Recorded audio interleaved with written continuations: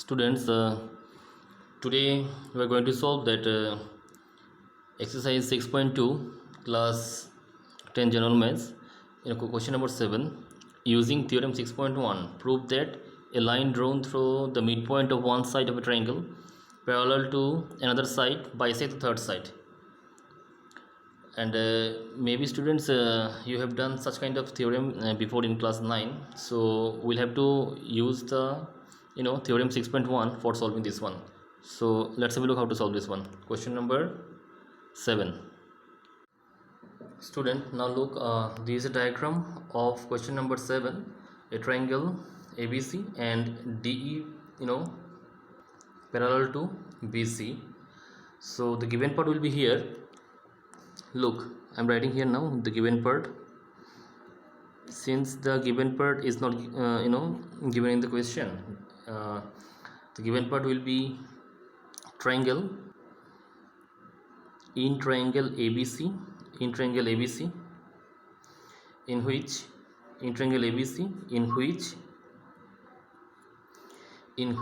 D is the midpoint. D is the midpoint of AB. D is the midpoint of AB and DE parallel to BC. As you can see in the video, D is the midpoint of AB and DE parallel to BC. These I have only written here. We have to prove that. To prove now, to prove E is the midpoint. E is the midpoint of AC. E is the midpoint of AC. We have to prove that one. Given that D is the midpoint of AB, we have to prove that E is the midpoint of AC. If it is do so, then AE equal to EC. We have to prove that one. Okay, now look. After that, student. Look, student. Now the proof part. I am writing here proof. Now look how to prove this geometry. Here I have drawn one rough sketch so that the proof can be done very easily. Students, in triangle ABC, D parallel to BC, this is the given part. I repeat again, in triangle ABC, D parallel to BC, the given part. So I will write here now that one.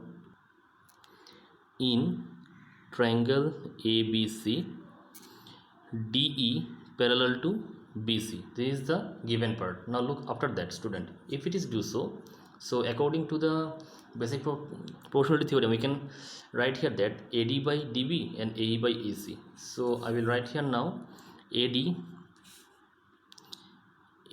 by DB equal to AE by EC, and this is by the help of basic proportionality theorem. So we'll write here now by basic proportionality theorem.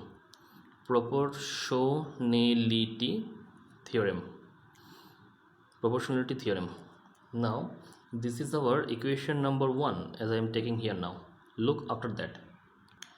In the given part, student, also mention that D is the midpoint of AB. If it is do so, then AD equal to DB. So here again we will write that. Again we will write D is the midpoint.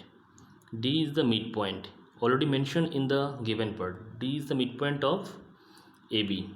If it is do so, then we can say that AD equal to DB. So we'll write here now AD equal to DB. Now look, student, one thing I must will say. If I take this one is equation number 2, then look, in equation number 1, AD by DB. So in place of AD, I may write DB also, or in place of DB, I may write AD also. So here, if I take equation number 2, then we can write here that from 1 and 2.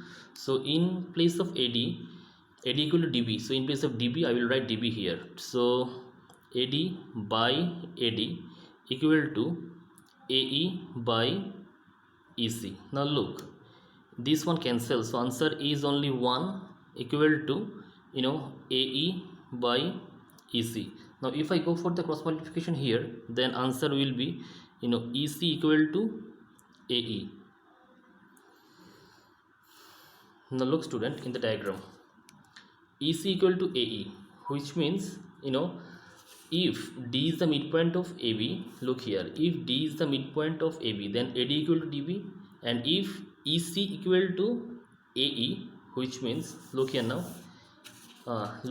if AC equal to, AC equal to AE, or you can say that A equal to EC. So last line, or by interchanging, we can write here that A equal to EC.